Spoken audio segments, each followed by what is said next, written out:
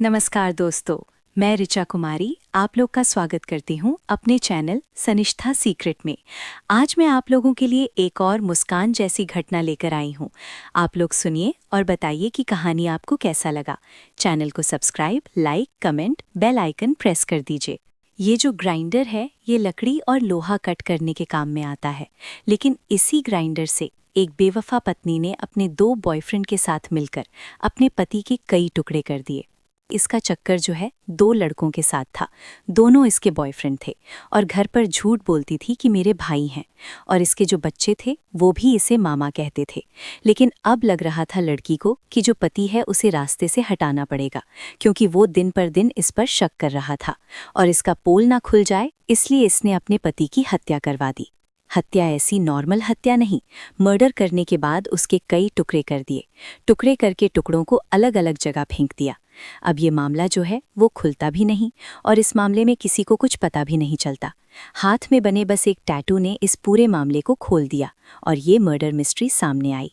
फिर जब पुलिस ने इन्वेस्टिगेशन स्टार्ट किया तो पुलिस को पता चला कि एक पत्नी अपने अफेयर छुपाने के लिए अपने पति की हत्या की प्लानिंग रच की है।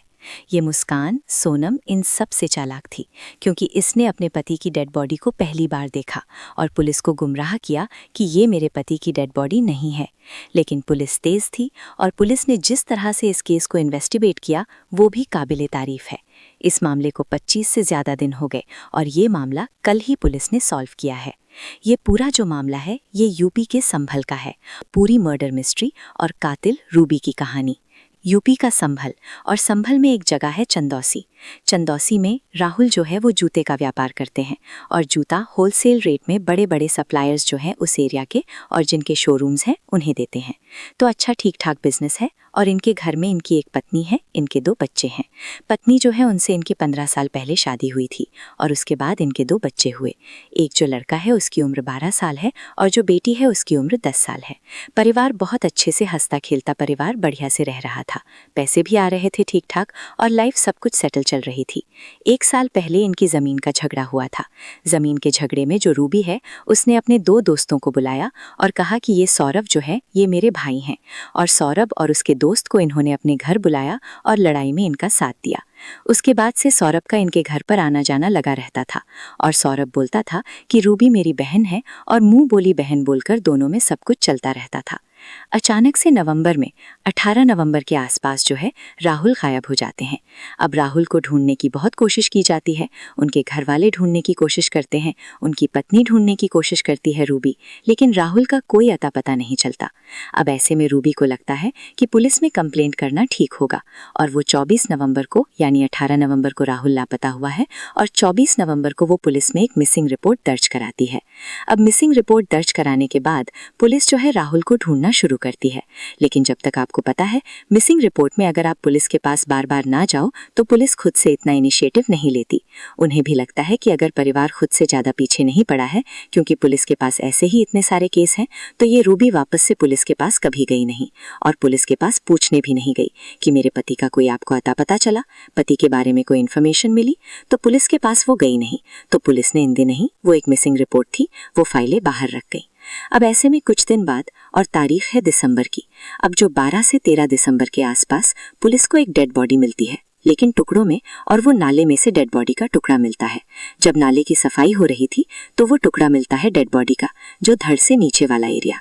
अब ऐसे में पुलिस हैरान रह जाती है और पुलिस उस धड़ के और बाकी पार्ट्स को जो है इकट्ठा करती है।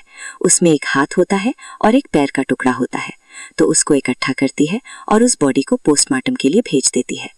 पहले आस पड़ोस में पुलिस पूछती है, बोलती है कोई ये पहचान रहा है इस डेड बॉडी को? तो बहुत लोग जो कहते हैं नहीं, कोई इस तरह का कोई मामला सामने नहीं आया है।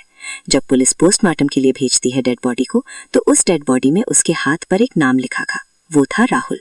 अब राहुल नाम जैसे ही पुलिस को पता चला, पुलिस ने आस पड़ोस के जितने भी थाने थे उन सब थाने में एक रिपोर्ट भेज दी कि राहुल नाम का कोई शख्स क्या कोई गायब हुआ है या कोई रिपोर्ट आई है। तो पता चलता है कि हाँ, जो चंदौसी में एक थाना है वहाँ जो है एक मिसिंग रिपोर्ट आई है राहुल के नाम पे, और उनकी पत्नी रूबी ने ये मिसिंग रिपोर्ट दर्ज कराई, लेकिन रूबी कभी उसकी पूछताछ के लिए किसी चीज के लिए ना आई। तो पुलिस ने रूबी को बुलाया कि रूबी तुम पुलिस स्टेशन आ जाओ और देखो ये कहीं तुम्हारा पति तो नहीं है। फिर वो पुलिस स्टेशन आती है उसे लेके जाया जाता है पोस्टमार्टम हाउस, और वहाँ मोर्चरी में उसकी जो है डेड बॉडी रखी हुई होती है, उसका पार्ट रखा होता है। तो पुलिस पूछती है कि तुम इस डेड बॉडी को जानती हो? वो डेड बॉडी को अच्छे से देखती है। पहले तो डेड बॉडी देख के वो डर जाती है, लेकिन बाद में थोड़ी देर बाद शांत होने के बाद वो बोलती है कि नहीं, ये मेरे राहुल की डेड बॉडी नहीं है। अब पुलिस थोड़ा सा उस पर शक करती है कि ये इतना अगर इसकी डेड बॉडी नहीं थी, इतनी डर क्यों गई? शायद डेड बॉडी देखकर डर गई होगी और ऐसा कुछ सदमे में चली गई होगी। पुलिस को फिर भी थोड़ा सा शक आता है इस पर।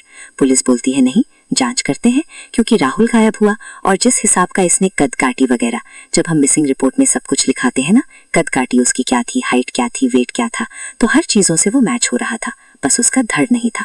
तो वो मैच करना क्योंकि फोटोज में दे रखी थी, तो धड़ मिल जाता तो बाकी चीजें भी पता चल जाती, लेकिन धड़ ही नहीं था तो मतलब सर ही नहीं था, तो कैसे पता चलता? अब पुलिस को शक हुआ और पुलिस जो है वो रूबी को बोलती है कि चलो आपके घर चल, हम आपके पति को ढूंढने की कोशिश करते हैं और उनके बारे में इंफॉर्मेशन इकट्ठा करते हैं। पुलिस जो है रूबी के घर पहुंच जाती है और देखती है कि जो हीटर होता है उस पे खून के धब्बे के निशान है। एक लोहे का रॉड रखा होता है, उस पे भी ऐसे खून के धब्बे जैसे निशान थे। और घर की जो कंडीशन थी वो थोड़ी सी ऐसी लग रही थी, सस्पिशियस थी, कि घर में सब कुछ ठीक ठाक बड़ा साफ सुथरा कर रखा गया है। और दोनों बच्चे कुछ भी बोलने से बच रहे थे। जब उनको पिता के बारे में पूछा जा रहा था तो वो ज्यादा बता नहीं रहे थे। अब ऐसे में पुलिस का शक और गहरा रहा था। पुलिस ने जो हीटर था, हीटर पे जो खून के धब्बे थे, उसे पोस्टमार्टम के लिए भेज दिया गया और पोस्टमार्टम रिपोर्ट में पता चला कि फोरेंसिक रिपोर्ट में कि ये जो खून के धब्बे हैं वो उससे मैच हो रहे हैं, जो राहुल के डेड बॉडी से। पुलिस को तुरंत शौक आता है। पुलिस तुरंत जो महिला रूबी है पत्नी, उसे हिरासत में लेती है और उससे पूछताछ करती है। तो वो 2 लोगों का नाम बताती है, सौरभ और उसके दोस्त का अभिषेक का। अब सौरभ और अभिषेक जो है वो इसके मुंह बोले भाई थे, लेकिन अब यहाँ से परतें खुलने वाली थी। अब सौरभ और अभिषेक को पुलिस हिरासत में लेती है। तीनों को पहले अलग अलग बिठाकर पूछताछ करती है। तीनों अलग अलग बयान देते हैं, जिसके बाद पुलिस पकड़ लेती है कि ये लोग झूठ बोल रहे हैं, हत्या की गई है और वो हत्या के पीछे यही तीनों लोग शामिल हैं। फिर पुलिस तीनों को सामने बिठाती है और तीनों से वापस से पूछताछ करती है, तो तीनों टूट जाते हैं और फिर पत्नी जो है रूबी बताती है कि हाँ, हमने ही हत्या की है और हमने 18 दिसंबर की रात को इन्हें नशा की दवा दी और उसके बाद ये बेहोश हो गए, जिसके बाद हम तीनों ने इसे मारा। फिर हमने कटर लेके आए, कटर से हमने इनके डेड बॉडी को काटा और काटने के बाद थैली पॉलिथीन में इसे लपेट के अलग अलग जगह पर फेंक दिया। तो पूछा गया कि ऐसा क्या था कि तुमने अपने पति को मार दिया इतनी बेरहमी से? ऐसा क्या हो गया था? तुम्हारी शादी तो 15 साल पुरानी थी और ये तो तुमसे 1-2 साल पहले लोग मिले हुए थे, इनकी वजह से? तो बोलती हाँ, ये दोनों मुझे ज्यादा प्यार करते थे और इनसे ज्यादा मोहब्बत। इस तरह की बातें जो निकलकर जो है वो सामने आ रही हैं कि ये बताया जा रहा था कि ये इन दोनों से बहुत सालों से रिलेशन में थी, 2 साल से, और ये रेगुलर इसके घर पे आते थे जब पति नहीं होता था और बच्चे को भी चॉकलेट बिस्किट ये सब चीजें लाला के देते थे कि बच्चे भी पिता से कंप्लेन नहीं करते थे। अब ऐसे में जब पुलिस ने केस सॉल्व कर लिया, पुलिस को पता चल गया कि हत्या की है, तो पुलिस ने घर वालों से बात की। तो बेटी ने बहुत हैरान करने वाली चीजें बताई। बेटी ने कैमरे पर बताया कि कैसे पिता की हत्या की गई, लेकिन डर के मारे मम्मी धमकी देती थी, इसलिए बेटी जो थी वो चुप थी। और बेटी एकमात्र गवाह है जिसने ये सब कुछ होते हुए देखा था। मतलब स्कूल वो चली गई थी, लेकिन स्कूल से जब लौटी थी तो उसने देखा था कि पापा के डेड बॉडी कट वगैरह कर रहे हैं और उसके बाद उन्होंने डेड बॉडी के पार्ट्स को फेंक दिया। वो डर के मारे नहीं बता पाई और उसको जो सौरभ है वो कहता था कि कुछ दिन बाद बेटी मैं तुम्हारा ख्याल रखूंगा, तुम्हारे पापा के दिन नजदीक आ रहे हैं। इस तरह की बातें भी वो पहले कहता था और उसी तरह से प्लानिंग करके उन्होंने राहुल की हत्या कर दी और हत्या करने के बाद फरार हो गए। तो एक बार सुनते हैं उनकी बेटी ने कैमरे पर क्या कहा। क्या नाम बेटा तुम्हारा? दिव्या। हमारा? कौन से मोहल्ला में रहती हो? चंदौसी। क्या क्या घटना होती थी जब आपके पापा घर में लड़ाई होती थी? कभी कभी होती थी। तो कौन कौन लोग आते थे? गौरव मामा, सौरभ मामा और हमसे सौरभ जो है ना, जिसका नाम अभिषेक है, वो हमसे ये कहते थे कि बस कुछ महीने की बात और है, फिर मैं आपको पालूंगा, मैं ही आपको रखूंगा, फिर बीच में से तुम्हारे पापा का टाटा हट जाएगा। तो क्या क्या लेकर आते थे घर में? घर में खाने के लिए ब्रांडेड खाना लाते थे और वो लाते थे चॉकलेट। अब ये जो घटना हुई है आपके पिताजी के साथ में, तो इसमें आप क्या कार्रवाई चाहती हो? हम ये चाहते हैं कि जिसने भी ये करा है, 3 जने हैं ये हमने सुना है। कौन कौन? अभिषेक और गौरव और रूबी। रूबी कौन है आपकी? जी हमारी मम्मी है। मैं ये चाहती हूँ जिसने भी मेरे पापा के साथ करा है उसे फांसी होनी चाहिए। तो बेटा जो है ये जो जिसने करा था, ये आप घर पे नहीं थे? ये कांड हुआ था? नहीं, हम स्कूल में थे। तो जो है, जिस तरीका से ये लोग आते थे घर में, तो आपने कभी कहा नहीं कि जो घर में क्यों आते हैं मम्मी ये है? हम कहते थे, पर वो धमका कर रखती थी। कौन? मम्मी। और जो लोग आते थे वो क्या कहते थे? वो क्या बोलते हैं, जिसका नाम गौरव है वो तो कुछ नहीं कहते थे। वो बेचारे गरीब हैं, तो वो हमारे पैसों का लालच देते थे, जिसका नाम अभिषेक है। अभिषेक जो है, तो जो खूनी है ना हमारे पापा का, उसे छोड़ा जा रहा है। कौन? ये अभिषेक को। अभिषेक जो है उन्हें छोड़ा जा रहा है, जो खूनी है हमारे पापा का, और जो खूनी नहीं है उन्हें पकड़ा जा रहा है। अब हम ये तो कह नहीं रहे हैं कि हमारी मम्मी को छोड़ो, हमारे मामा को छोड़ो, ये तो कह नहीं रहे हैं। लेके जाओ, तीनों को लेके जाओ, तुम तीनों को फांसी दो। ये तो कह नहीं रहे हैं, लेके जाओ तीनों को, लेके जाओ तुम तीनों को फांसी दो, कुछ भी करो, पर तीनों को सजा मिलनी चाहिए ना। तो ये कितने समय से आते थे आपके घर पे, जो नाम बता रही हूँ आप? ये आते थे, पक्की नहीं पता मुझे, पर कम से कम 5-6 साल से तो आते थे। तो कभी आपने देखा घर में जो जैसे आपको कुछ लगा हो, कभी सोते हो, पास में बैठते हो? हाँ, हम अपने कमरे से बाहर निकाल देते थे। कौन आते थे? जब अभिषेक आते थे, कमरे से बाहर निकाल देते थे आपको? हाँ, मैं कभी कभी चीज़ के बहाने भेज देते थे। तो वो अकेले जाते थे? आपके पापा इस बारे में कुछ नहीं कहते थे? नहीं, जब पापा नहीं होते थे। तो आपके पापा के सामने कभी आते थे? मेरे सामने आते थे। तो फिर किस तरह से बातें करते थे घर में? कोई कैसी बातें सुनी होंगी आपने कभी? नहीं, पापा तो। अभिषेक किस तरह की बात करता था घर में? आप उसे क्या क्या कहता था? वो मुझे नहीं पता। नहीं, आपने कहा था कि हमको पालने के लिए कह रहा था। हाँ, वो ये कह रहे थे कि कुछ महीनों के बाद और हैं, मैं ही पालता हूँ, रखूंगी। ये राहुल की छोटी बेटी है, जिनकी उम्र 10 साल है, और ये कैमरे पे बता रही हैं कि कैसे 2 लोग आते थे, 2 अंकल आते थे, और वो लोग जो हैं वो हत्या में इन्वॉल्व हैं। अपनी मम्मी का भी नाम बता रही हैं कि मम्मी को भी ना बख्शा जाए, इन सबको फांसी दी जाए। और ऐसा केस जो है वो आए दिन हमें कहीं ना कहीं देखने मिल रहा है। हमने जैसे देखा मुस्कान, सोनम और कई ऐसे केस थे जहां पतियों की बड़ी बुरी तरह से हत्या कर दी जा रही है। अफेयर अब नॉर्मल कर दिया गया, इतना नॉर्मलाइज कर दिया है कि हर दूसरा अफेयर कारण बन रहा है हत्या का।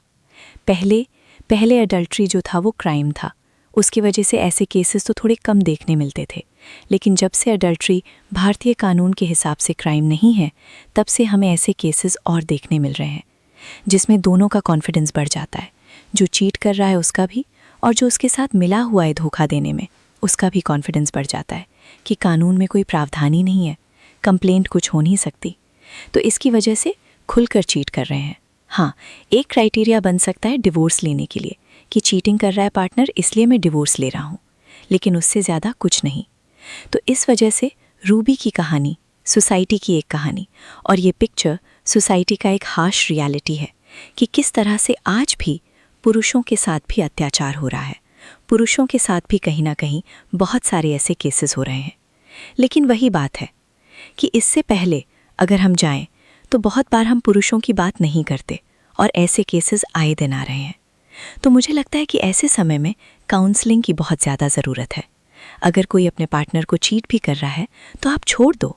तो ये चाहती तो अपने पति को छोड़ देती और उनके साथ फिर रहती, लेकिन ये भी था कि समाज में अच्छा भी बना रहना है, समाज में इज्जत भी ना जाए। और अचानक से वो गायब हो गया, पता ना चले, फिर ये अपनी ज़िंदगी अपने मन मुताबिक जिए, उसकी प्रॉपर्टी पे कब्जा कर ले क्योंकि उसके पास पैसा था। इस मामले में बच्चे आंखों देखे गवाह बन गए।